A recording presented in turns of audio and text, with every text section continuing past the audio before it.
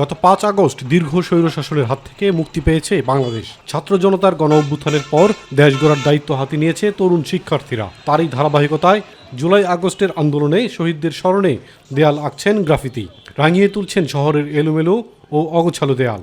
যারা যারা নিপীড়নের শিকার হয়েছে বৈষম্য বিরোধী আন্দোলনে, সেটা আমরা তুলে ধরতে চাইতেছি বিভিন্ন আলপনা দেয়ালিকার মাধ্যমে। দেয়ালে রং তুলিতে দেশকে নতুনভাবে সাজাতে চাচ্ছি এবং রাস্তাঘাট পরিষ্কারের কাজেও আমরা কাজ করছি। মানে আমাদের কনসেপ্টটা এটাই যে আমরা একটা অসাম্প্রদায়িক বাংলাদেশ, এজন্য আমরা লিখছি সেকুলার বাংলাদেশ, অর্থাৎ ধর্মনিরপেক্ষ বাংলাদেশ। বৈষম্য বিরোধী আন্দোলনে যারা শহীদ হয়েছে, বিভিন্ন নির্যাতনের শিকার হয়েছে, তাদের স্মৃতিগুলো স্মরণ করে রাখার জন্য প্রশাসন এবং সরকারকে একটি বার্তা দেওয়ার চেষ্টা করছি, যেটা হচ্ছে মনে সদিচ্ছা থাকলে আসলে সুন্দরভাবে বাংলাদেশকে গড়ে তোলা সম্ভব। এই কার্যক্রম শুধু এখানে হচ্ছে না, আমাদের উপজেলায় বিভিন্ন শিক্ষা প্রতিষ্ঠান, সেখানে আমাদের কার্যক্রম চালু আছে, আমরা করছি।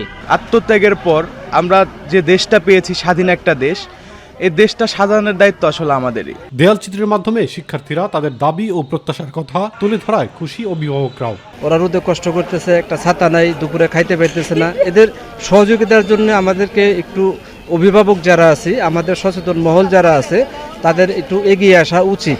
বিভিন্ন সামাজিক কাজগুলি তারা করছে, এটি আসলে আমাদের বর্তমান প্রজন্মের যে কাজগুলি করছে, এটা আসলে আমাদের একটা গর্বের বিষয়। শিক্ষার্থীদের এমন উদ্যোগকে স্বাগত জানিয়েছে স্থানীয় প্রশাসনও। আমরা শুরু থেকেই শিক্ষার্থীদের এই উদ্ভাবনী উদ্যোগকে আমরা সাধুবাদ জানিয়েছি এবং তাদেরকে বিভিন্নভাবে সহযোগিতা করে যাচ্ছে। শিক্ষার্থীরা স্বতঃস্ফূর্তভাবে যে আইন শৃঙ্খলা রক্ষাকারী বাহিনীকে সহায়তা করার জন্য যেভাবে কাজ করতেছে, সেটা নিঃসন্দেহে প্রশংসা। ধর্মনিরপেক্ষতা, আবু সাঈদের রক্তের বীরত্ব ও মুগ্ধদের মতো আত্মত্যাগের বিনিময়ে যে দেশ পেয়েছে, এখানে যেন আর রক্তক্ষরণ না হয়, এমন প্রত্যাশা শিক্ষার্থীদের। ইলিয়াস কমল, মাই টিভি।